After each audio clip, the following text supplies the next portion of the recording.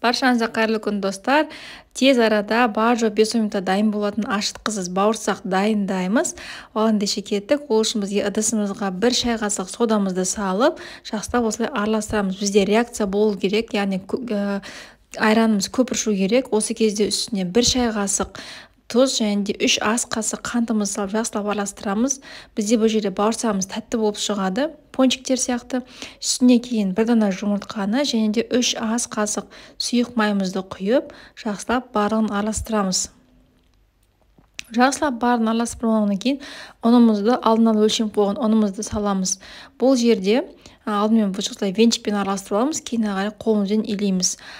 Жалпы қамыр өзі қолға жабысқақ болып келеді, сондықтан да қолымызды аздап қана майлап жіберіп қамырымызды осылай илейміз. Тым көп ұн салмаңыздар артық мөлшерден. Описание бөліміне құрамдарын барлығын қалдырып кетемін. Міне дәл осылай азғантай ұн сеуіп қамырымызды екіге бөліп алдым. Жеке-жеке осылай жаятын боламын.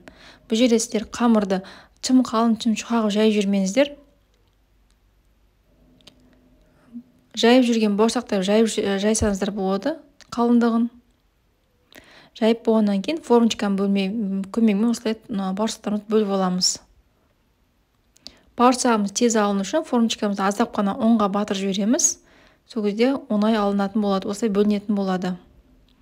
Бұл жерде қаласаңыз дөңгелек форма берсеңіз болады, немесе кесіп алсаңыздар да болады. Бұл жерде тағы да ескеретін жайт, майды қатты қыздырмаңыздар, өйткені тез қызарып кетеді. Орташа қыздырып майды осылай тез пісіріп аламыз.